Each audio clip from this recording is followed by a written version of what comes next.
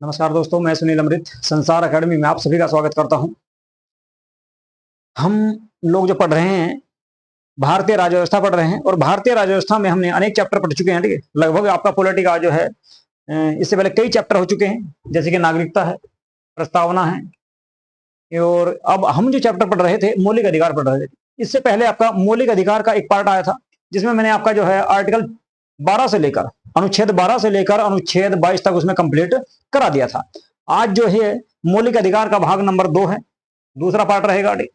इसमें बात करेंगे कि कौन कौन से इसमें टॉपिक रहेंगे। उससे पहले आपका यानी कि आर्टिकल 23 से लेकर और आर्टिकल 35 तक की आज बात करेंगे। आज इस चैप्टर को हम जो है पूरा कंप्लीट करने वाले हैं, लेकिन इससे पहले मैं एक बार आपको इसका जो है अध्ययन करा देता हूं। ठीक है, तो जो मौलिक अधिकार जो है आपके, ठीक है, मौलिक अधिकार जो है, मौलिक अधिकारों को कहां से लिया गया है, कैसे लिया गया है, उसके बारे में बात करेंगे। ठीक है, तो मौलिक अधिकारों को जो लिया गया है वो आपका यूएसए के संविधान से लिया गया है। अगर बात करें इनके की है कहां पर, तो मौलिक अधिकार जो है भारतीय संविधान के भाग 3 और अनुच्छेद 12 से 35 तक आपको उसमें मौलिक अधिकारों को शामिल किया गया है। यानी कि भारतीय संविधान के भाग 3 और अनुच्छेद 12 से 35 तक मौलिक अधिकारों का प्रावधान किया गया है। अब कहां से लिए गए हैं, तो यूएसए के संविधान से इनको लिया गया है। इनको मैग्ना कार्टा के नाम से भी जाना जाता है। और मूल संविधान की अगर बात करें तो मूल संविधान में 7 मौलिक अधिकार थे, परंतु वर्तमान में इनकी संख्या 6 रह चुकी है। क्योंकि 7वां जो मौलिक अधिकार था संपत्ति का अधिकार, अनुच्छेद 31 में उसको शामिल किया गया था, तो वो 44वें संविधान संशोधन 1978, ठीक है, ये आपका 76 नहीं है, ठीक है, ये आपका 78 है, 78, ठीक है। तो 78 के माध्यम से इसको समाप्त कर दिया गया है। 78 ये रहेगा आपका 78, यानी कि 1978 के माध्यम से इसको समाप्त कर दिया गया। ठीक है, ये इसमें गलत टाइप हो गया। ठीक, तो 1978 के माध्यम से इसको समाप्त कर दिया गया है। इसके बाद अगर बात करें अनुच्छेद 12 की, तो अनुच्छेद 12 में मौलिक अधिकारों की परिभाषा, मौलिक अधिकारों के संबंध में राज्य की परिभाषा का उल्लेख इसमें किया गया है। बात करें अनुच्छेद 13 की, तो इसमें कहा गया कि किसी कानून में सरकार मौलिक अधिकारों का अगर हनन करती है, यानी कि सरकार के द्वारा जब कोई कानून बनाया जाता है और उसमें मौलिक अधिकारों का अगर हनन हो रहा है, मौलिक अधिकारों को कम किया जा रहा है या समाप्त किया जा रहा है, तो ऐसा कानून अवैध या शून्य होगा। इसके बाद बात करें 6 मौलिक अधिकार वर्तमान में कौन कौन से हैं, उनको देख लेते हैं। सबसे पहले समता या समानता का अधिकार है, ये आर्टिकल आपका 14 से लेकर आर्टिकल 18 तक शामिल रहेगा इसमें। इसके बाद नंबर 2 की बात करें या बी की बात करें तो स्वतंत्रता का अधिकार, ये अनुच्छेद 19 से लेकर अनुच्छेद 19 से 22 तक रहेगा। सी की अगर बात करें शोषण के विरुद्ध अधिकार, शोषण के विरुद्ध अधिकार जहां से आज हमें पढ़ना है। ठीक है, कल हमने आपका समता या समानता का अधिकार कंप्लीट कर लिया, अनुच्छेद 14 से लेकर 18 तक। इसके बाद बी यानी कि नंबर 2 पर जो था आपका स्वतंत्रता का अधिकार, इसमें आपका अनुच्छेद 19 से 22 तक हमने कल जो है कंप्लीट पूरी तरीके से पढ़ लिए थे। ठीक है, आज जो पढ़ना है हमें शोषण के विरुद्ध अधिकार, यहां से पढ़ना है। इसके बाद धार्मिक स्वतंत्रता का अधिकार, इसमें आपका आर्टिकल 26 से लेकर आर्टिकल 28 तक आएंगे। सांस्कृतिक एवं शैक्षिक अधिकार की अगर बात करें तो ये आर्टिकल कहां से आएगा, आर्टिकल आएगा आपका 29 और 30 इसमें रहेंगे। और संवैधानिक उपचारों का अधिकार जो रहेगा अनुच्छेद 32 रहेगा इसमें। 31 को मैंने आपको पहले बता के समाप्त कर दिया गया। इसके बाद 33, 34 और 35 जो दिए गए हैं वे संसद के लिए दिए गए हैं, उनके बारे में भी आज चर्चा करने वाले हैं। इसके बाद बात करें, सबसे पहले रिवीजन कर लेते हैं थोड़ा सा। समता या समानता का अधिकार, आर्टिकल 14 दिया गया है विधि के समक्ष समानता, यानी कि कानून सबके लिए समान होगा। अनुच्छेद 15 में कहा गया धर्म, जाति, लिंग, जन्म स्थान आदि के विभेद पर रोक, यानी कि धर्म के आधार पर, जाति के आधार पर, लिंग यानी कि महिला और पुरुष के आधार पर, जन्म स्थान के आधार पर किसी भी प्रकार का भेदभाव नहीं किया जाएगा। अनुच्छेद 16 में कहा गया लोक नियोजन, यानी कि सरकारी नौकरी या सार्वजनिक नौकरियों के अवसर में समानता, समान अवसर सबको प्रदान किए जाएंगे। आरक्षण यहीं पर दिया गया है। एससी, एसटी, ओबीसी और ईडब्ल्यूएस को जो आरक्षण दिया गया है वो आपका आर्टिकल 16 के द्वारा ही दिया गया है। अनुच्छेद 17 की बात करें अस्पृश्यता यानी कि छुआछूत का अंत। अनुच्छेद 18 की बात करें उपाधियों का अंत, अब जो है भारत में किसी भी प्रकार की उपाधि प्रदान नहीं की जाएगी, लेकिन जो है सेना और शिक्षा को छोड़कर, सेना और शिक्षा में राष्ट्रपति के द्वारा उपाधि प्रदान की जाती है, राज्यपाल के द्वारा। बात करें नंबर 2 की या बी की, स्वतंत्रता का अधिकार, इसमें आपका अनुच्छेद 19, 20, 21, 21 और 22 इसमें शामिल रहेंगे। तो अनुच्छेद 19 में देखते हैं अभिव्यक्ति की यानी कि हमारी खुद की स्वतंत्रता। 19A में कहा गया है बोलने की आजादी, बोलने की स्वतंत्रता, प्रेस या मीडिया भी इसमें आती है। बी में कहा गया है एकत्रित होने की स्वतंत्रता या आजादी। सी में कहा गया संगठन बनाने की आजादी। डी में कहा गया है आवागमन यानी कि पूरे भारत में कहीं भी आने जाने की आजादी। और डी में कहा गया है पूरे भारत में आप कहीं भी निवास कर सकते हो, निवास करने की आजादी। आपका निश्चित यानी कि समाप्त कर दिया गया है। 44वां संविधान संशोधन 1978 के माध्यम से संपत्ति का राइट इसमें था। जी की अगर बात करें आजीविका, आप पूरे भारत में कहीं पर भी जाकर रोजगार कर सकते हो, आजीविका प्राप्त कर सकते हो, ये था आपका आर्टिकल 19। बात करें आपका अनुच्छेद 20 की, तो अपराध के 2 सिद्धि के संबंध में संरक्षण, यानी कि जब आपने अपराध कर दिया हो तो उस समय आपको क्या क्या संरक्षण प्रदान किए गए हैं संविधान या मौलिक अधिकारों के माध्यम से। ए में कहा गया है अपराध करते समय जो कानून था आपको उसी कानून के तहत सजा मिलेगी। बी में कहा गया एक अपराध के लिए एक ही बार सजा मिलेगी। सी में कहा गया स्वयं के विरुद्ध गवाही के लिए बाध्य नहीं किया जाएगा, यानी कि आप जो है आपसे ये नहीं कहा जाएगा कि आप खुद स्वीकार करो कि आपने अपराध किया है। अब बात करें अनुच्छेद 21 की, तो प्राण एवं दैहिक स्वतंत्रता, जीवन का अधिकार भी इसको कहा जाता है।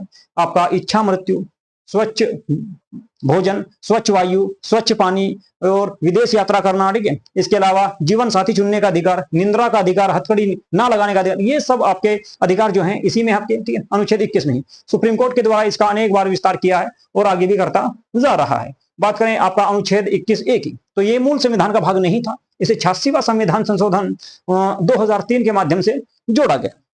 इसमें क्या है, इसमें कहा गया 6 से 14 वर्ष के जो बच्चे हैं उनकी निःशुल्क व अनिवार्य शिक्षा का जो प्रावधान है वो सरकार के द्वारा किया जाएगा। ये 21A में है। बात करें 22 की, गिरफ्तारी के संबंध में संरक्षण, यानी कि जब आपको गिरफ्तार किया जा रहा हो या गिरफ्तार करने वाले हो तो उस समय आपको क्या क्या मौलिक अधिकार दिए गए हैं, आपके क्या क्या उस समय अधिकार हैं या राइट हैं। ए में कहा गया है कारण पूछने का अधिकार, यानी कि जब आपको गिरफ्तार किया जा रहा हो तो उस समय आपको यह अधिकार है पूछने का कि आपको गिरफ्तार क्यों किया जा रहा है।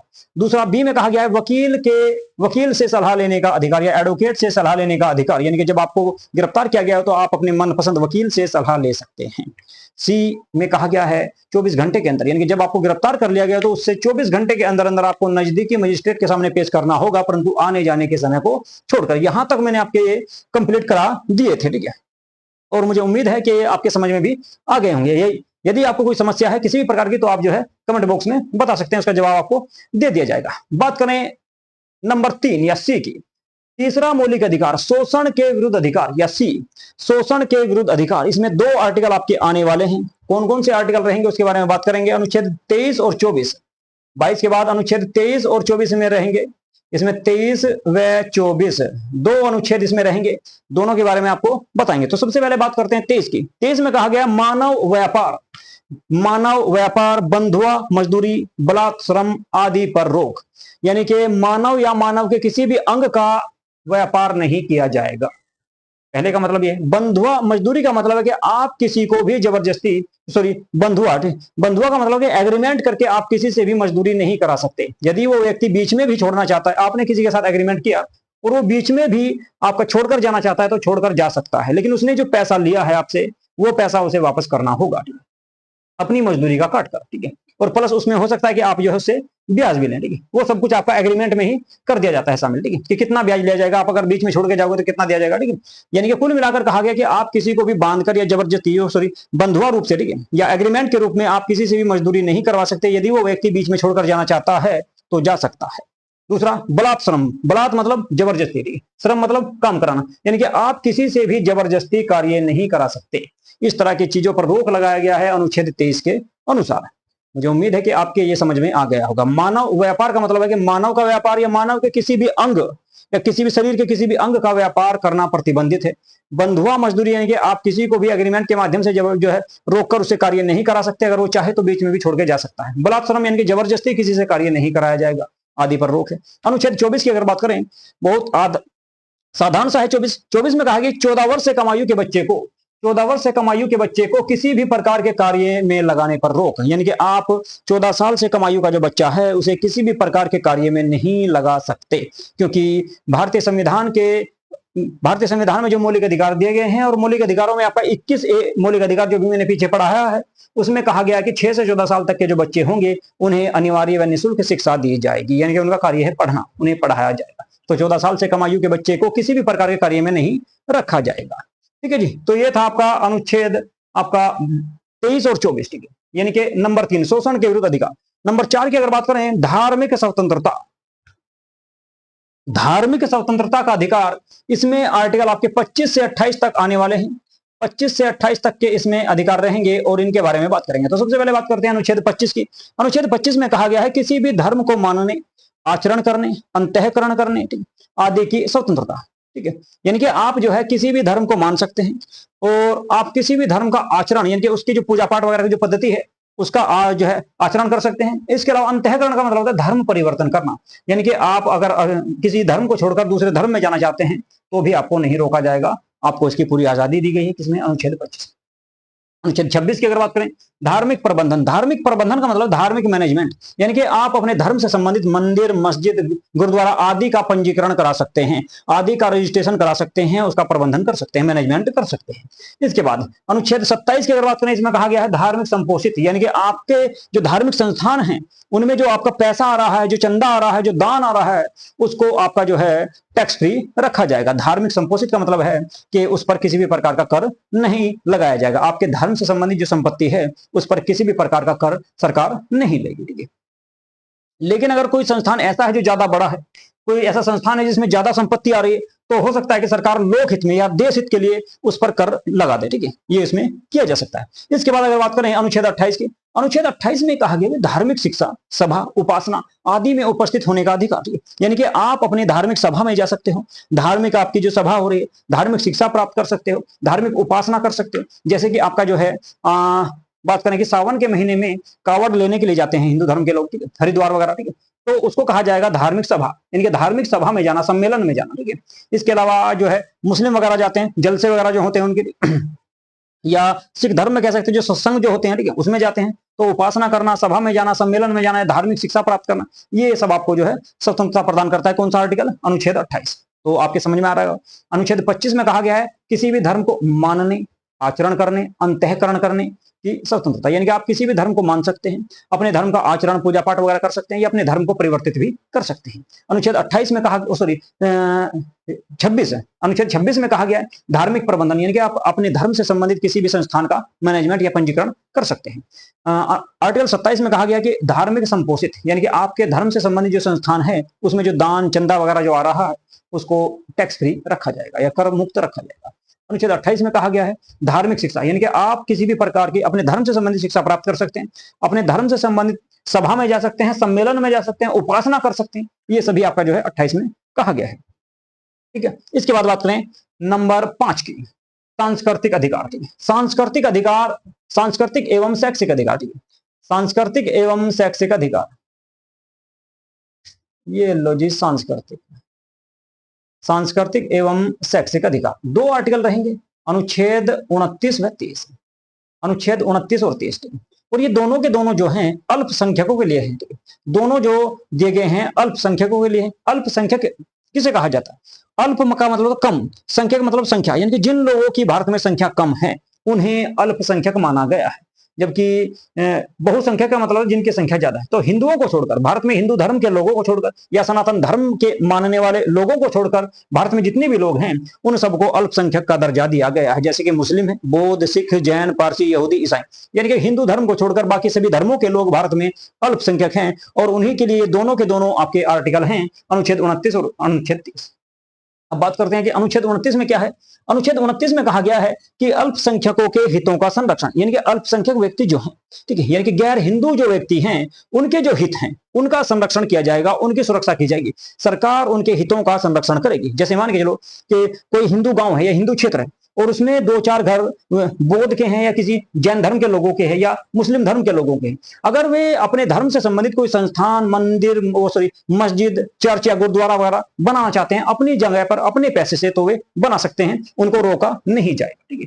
तो सरकार उनको संरक्षण प्रदान करेगी कि वे जो है ना कर सकते हैं काम, ठीक है। इसके बाद बात करें अनुच्छेद 30 की। अनुच्छेद 30 में कहा गया अल्पसंख्यकों की शिक्षा का संरक्षण, यानी कि अल्पसंख्यक जो व्यक्ति हैं, ठीक है, या गैर हिंदू जो व्यक्ति हैं भारत में, वे अपनी शिक्षा का संरक्षण कर सकते हैं, अपनी शिक्षा को पोषित कर सकते हैं, संरक्षण उसका कर सकते हैं, उसको बचाकर रख सकते हैं, उसको रोका नहीं जाएगा। तो ये आपका छोटा सा आपका जो है मौलिक अधिकार था, सांस्कृतिक एवं शैक्षिक अधिकार, अनुच्छेद 29 और 30। उम्मीद है कि आपकी समझ में आ गया होगा। ये दोनों के दोनों अल्पसंख्यकों के लिए हैं, अल्पसंख्यकों के लिए है। इसके बाद बात करें नंबर 6 की, लास्ट का जो मौलिक अधिकार है आपका वो रहेगा आपका संवैधानिक उपचारों का अधिकार। संवैधानिक उपचारों का अधिकार मोस्ट इंपोर्टेंट है।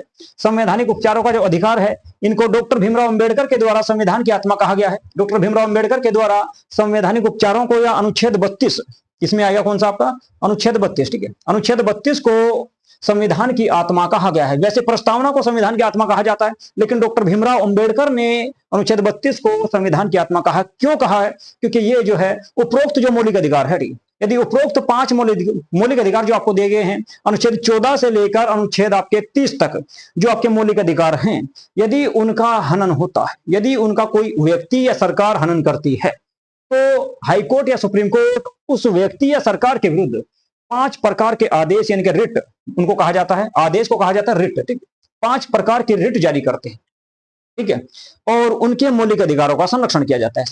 अगर बात करें आपका, ठीक है, बात समझ में, यदि जो उपरोक्त 5 मौलिक अधिकार थे, इससे पहले जो 5 मौलिक अधिकार थे, यदि सरकार या कोई भी व्यक्ति, अधिकारी या पुलिस कर्मचारी आपके मौलिक अधिकारों का हनन करती है या आपके मौलिक अधिकारों को आपसे छीनती है, ठीक है, तो इसमें कहा गया है कि भाई सरकार, ठीक है, सरकार के खिलाफ या उस व्यक्ति के खिलाफ या उस पुलिस अधिकारी के खिलाफ, ठीक है, हाईकोर्ट व सुप्रीम कोर्ट, न्यायपालिका जो है हाईकोर्ट या सुप्रीम कोर्ट 5 प्रकार की रिट यानी कि 5 प्रकार के आदेश जारी करेगी, और वे कौन कौन से आदेश होंगे उनके बारे में आगे बात करेंगे। तो अगर आपको, ठीक है, आपके मौलिक अधिकार का, किसी मौलिक अधिकार का हनन हो रहा है, आर्टिकल 14 से लेकर आर्टिकल 30 तक आपके किसी भी मौलिक अधिकार का हनन हो रहा है, तो आप अगर सुप्रीम कोर्ट जाना चाहते हैं, अगर आप सुप्रीम कोर्ट जाना चाहते हैं, तो अनुच्छेद 32 के तहत आपके केस की सुनवाई होगी।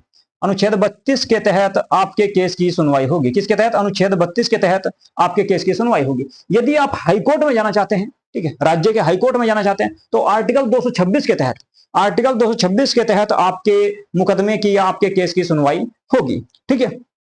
तो यदि आपके मौलिक अधिकारों का हनन हो रहा है, तो आप अगर सुप्रीम कोर्ट जाना चाहते हैं तो अनुच्छेद 32 के तहत जाएंगे, और अगर आप हाई कोर्ट जाना चाहते हैं तो अनुच्छेद 226 के तहत जाएंगे, ठीक है जी। अब बात करते हैं 5 प्रकार के जो रिट है, 5 प्रकार के जो आदेश हाई कोर्ट या सुप्रीम कोर्ट के द्वारा जारी किए जाएंगे, वे कौन कौन से होंगे, ठीक है, उनको क्या कहा जाता है, ठीक है जी। तो सबसे पहले देखेंगे बंदी प्रत्यक्षीकरण।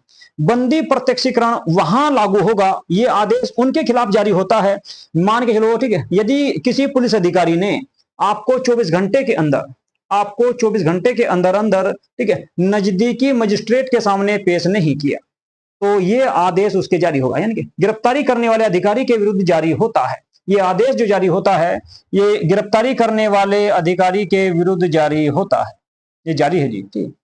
गिरफ्तारी करने वाले व्यक्ति या अधिकारी के खिलाफ ये जारी होता है, और इसमें सुप्रीम कोर्ट या हाई कोर्ट, ठीक है, बंदी प्रत्यक्षीकरण का आदेश जारी करता है और कहता है कि आप जो है उपरोक्त व्यक्ति को, जिसको आपने गिरफ्तार किया है, उसे 24 घंटे के अंदर अंदर नजदीकी मजिस्ट्रेट के सामने आपको इसको पेश करना है। यदि आपने पेश नहीं किया तो आपके विरुद्ध कार्रवाई की जाती है, ठीक है, यानी कि उस पुलिस अधिकारी के खिलाफ जो है इसमें कार्रवाई की जाती है, ठीक है, और उसके खिलाफ ये आदेश जारी होता है।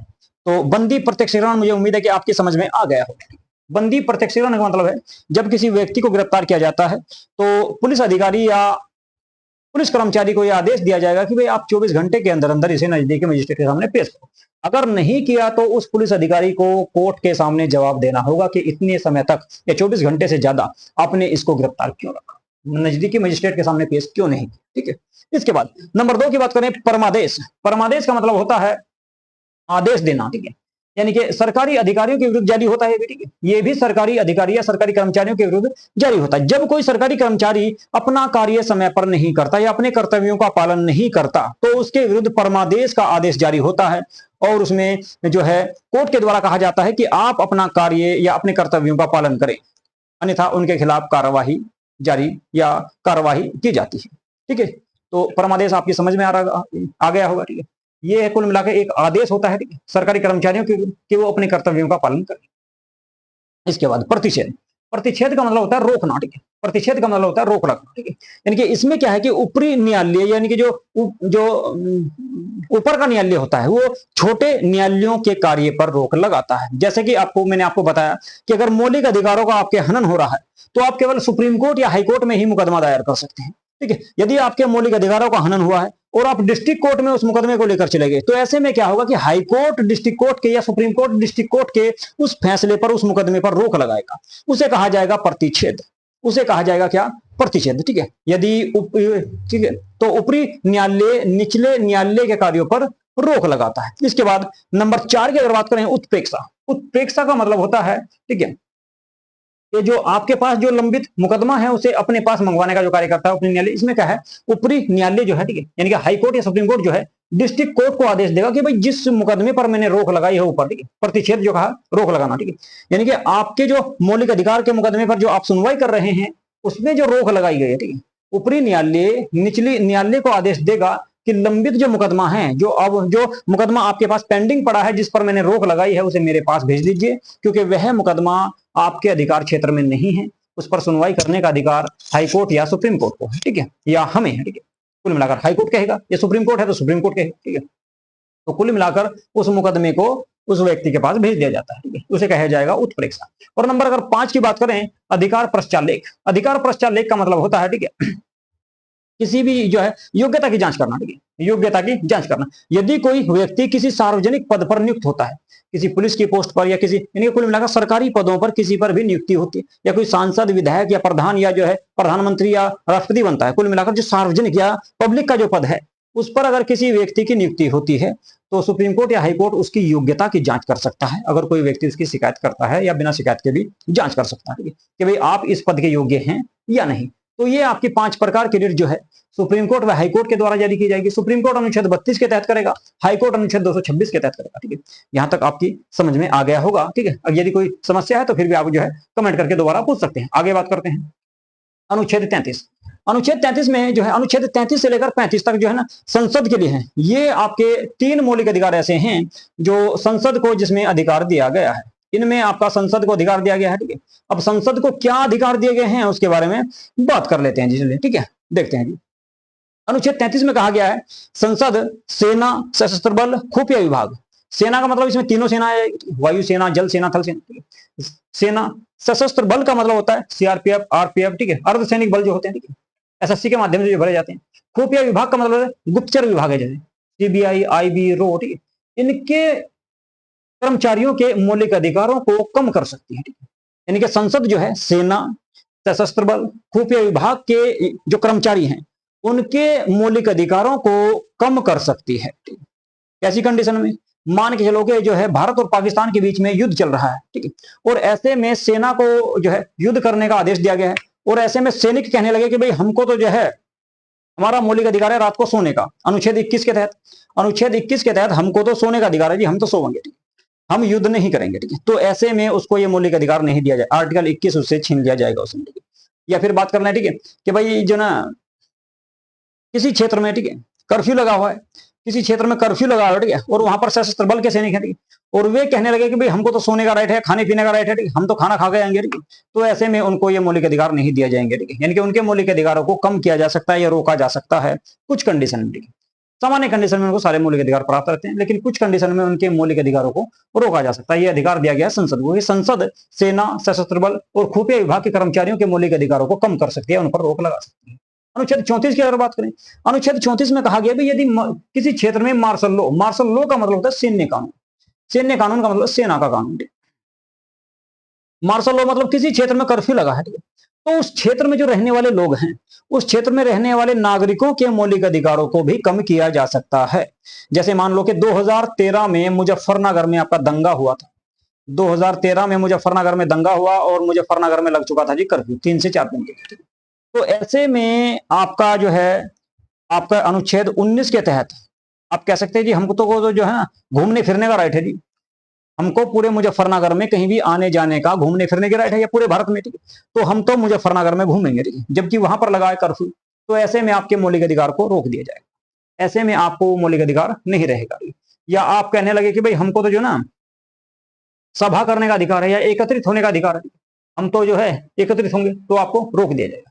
कुल मिलाकर यदि किसी क्षेत्र में मार्शल लॉ या सैन्य कानून या झगड़ा या जो है कर्फ्यू लगा है, तो उस क्षेत्र के लोगों के जो निवास करते हैं उस क्षेत्र में, उस क्षेत्र के लोगों के मौलिक अधिकारों को कम किया जा सकता है या रोका जा सकता है। यह अधिकार संसद को दिया गया। इसके बाद अनुच्छेद 35 की अगर बात करें, अनुच्छेद 35 में कहा गया है यदि संसद चाहे तो मौलिक अधिकारों के संबंध में कोई भी कानून बना सकती है, यानी कि वह मौलिक अधिकारों को कम या अधिक भी कर सकती है। लेकिन एक बात मैंने आपको शुरू में ही बताई थी, संसद को अधिकार है कि वह मौलिक अधिकारों के संबंध में कानून बना सकती है, लेकिन अनुच्छेद 13 में कहा गया है कि मौलिक अधिकारों का हनन नहीं किया जाएगा। आप मौलिक अधिकारों के संबंध में कानून बना सकते हैं, कोई दिक्कत नहीं, लेकिन आप इन मौलिक अधिकारों को कम नहीं करेंगे, यानी कि इनका हनन नहीं कर सकते। ये बात अनुच्छेद 13 में पहले ही कह दी गई है, इनको समाप्त नहीं किया जाएगा, ठीक है। तो ये थी आपके अनुच्छेद 33, 34, 35। इसके बाद बात करें, ठीक है, कुछ अन्य बातें, तो ये आपका यहां तक 35 तक थे इसमें, ठीक है। इसके अलावा कुछ आपके ऐसी चीजें हैं इसमें, जैसे कि आपके 5 मौलिक अधिकार हैं। 5 मौलिक अधिकार ऐसे हैं भाई जो केवल भारतीयों को प्राप्त हैं, जो केवल भारतीयों को प्राप्त है, यानी कि विदेशियों को प्राप्त नहीं है। 5 मौलिक अधिकार ऐसे हैं जो केवल विदेशियों को प्राप्त है, जैसे कि अनुच्छेद 15। अनुच्छेद 15 में मैंने आपको बताया था, धर्म, जाति, लिंग, जन्म स्थान आदि के विभेद पर रोक, यानी कि भारत के किसी भी नागरिक के साथ धर्म के आधार पर, जाति के आधार पर, लिंग यानी कि महिला पुरुष के आधार पर या जन्म स्थान के आधार पर भेदभाव नहीं किया जाएगा, लेकिन विदेशी के साथ कर सकते हैं। विदेशी के साथ किया जा सकता है भेदभाव, भारतीयों के साथ नहीं किया जाएगा। आर्टिकल 15 में यही बात कही, यानी कि 15 विदेशियों को प्राप्त नहीं है। आर्टिकल 15 विदेशियों को प्राप्त नहीं। आर्टिकल 16 की अगर बात करें, लोक नियोजन के अवसर में समानता। सरकारी नौकरी जो सार्वजनिक पद हैं भारत में, उनमें केवल भारतीयों के साथ भेदभाव नहीं किया जाएगा, विदेशियों के साथ कर सकते हैं। विदेशियों को नौकरी नहीं दे सकते, भाई भारत वालों को तो मिल नहीं रही, ठीक है, विदेशियों को कहां से देंगे, ठीक है, तो विदेशियों को नहीं देंगे, ठीक है, नहीं दे सकते, ठीक है। तो आर्टिकल 16 उनको भी नहीं दे सकते, ठीक है। मर्जी हमारी, अगर चाहे तो दे सकते हैं, नहीं भी दे सकते। अनुच्छेद 19, अनुच्छेद 19 में है अभिव्यक्ति, हमारी खुद की स्वतंत्रता, यानी कि बोलने का अधिकार, विदेशी को रोक सकते हैं बोलने से। घूमने फिरने का अधिकार, विदेशी को रोक सकते हैं, ठीक है, भारतीयों को नहीं रोका जाएगा, ठीक है। इसके अलावा जो है पूरे भारत में रोजगार करने का अधिकार, पूरे भारत में निवास करने का अधिकार, ये जो संगठन बनाने का अधिकार, तो अनुच्छेद 19 केवल भारतीयों के लिए है, विदेशियों को दे भी सकते हैं, नहीं भी दे सकते, ठीक। आगे बात समझ। और 29 और 30 की जो बात है, अल्पसंख्यक जो माने जाएंगे वे केवल भारतीय माने जाएंगे। अल्पसंख्यक जो माने जाएंगे, हिंदुओं के अलावा जितने भी धर्म के लोग जो भारत के नागरिक हैं, उनको अल्पसंख्यक माना गया, किसी विदेशी को हम अल्पसंख्यक का दर्जा नहीं देंगे। तो अनुच्छेद 29 और 30 भी उनको प्राप्त, यानी कि आर्टिकल 15, 16, 19, 29 और 30, ये 5 मौलिक अधिकार ऐसे हैं जो केवल भारतीयों के लिए हैं, विदेशियों को ये प्राप्त नहीं है। लेकिन इसके अलावा जितने भी मौलिक अधिकार हैं, आर्टिकल 14 से लेकर, सॉरी आर्टिकल 14 से लेकर आर्टिकल 32 तक जितने भी मौलिक अधिकार हैं, उपरोक्त इन 5 मौलिक अधिकारों को छोड़कर वे सभी को प्राप्त हैं, भारतीयों को भी और विदेशियों को भी। तो भारतीयों को तो सारे प्राप्त हैं 14 से लेकर 32 तक, ठीक है, 14 से लेकर 32 तक भारतीयों को तो सारे प्राप्त हैं, लेकिन विदेशियों को केवल 5 मौलिक अधिकार छोड़ के वे और बाकी प्राप्त हैं। 5 कौन कौन से? 15 प्राप्त नहीं, 16 प्राप्त नहीं, 19 प्राप्त नहीं, 29 प्राप्त नहीं और 30 प्राप्त नहीं। इसके अलावा बाकी और सारे प्राप्त रहेंगे उनके, ठीक है, बाकी सब उनको अधिकार दिए गए हैं, ठीक है। तो ये आपके ये 5 मौलिक अधिकार ऐसे हैं जो केवल भारतीयों के लिए हैं, विदेशियों के लिए नहीं है, विदेशियों को प्राप्त नहीं है, ठीक है जी। तो ये थी आपकी आज की क्लास, ठीक है। आपको ये वीडियो कैसी लगी, ठीक है, आपको ये वीडियो कैसी लगी इसके बारे में आप जरूर बताएं, ठीक है। यदि आपको ये सेशन अच्छा लग रहा है और ये चीजें समझ में आ रही है पॉलिटिक्स, ठीक है, तो आप जो है इस वीडियो को चैनल जो है इस वीडियो को लाइक करें और शेयर करें। और यदि आपने चैनल को सब्सक्राइब नहीं किया है तो चैनल को सब्सक्राइब जरूर करना, ठीक है। वीडियो जो है अभी आपका पॉलिटी चल रहा है, पॉलिटी के बाद आपका हिस्ट्री और ज्योग्राफी, ये मैं आपको इसमें चला दूंगा पॉलिटी पूरी होने,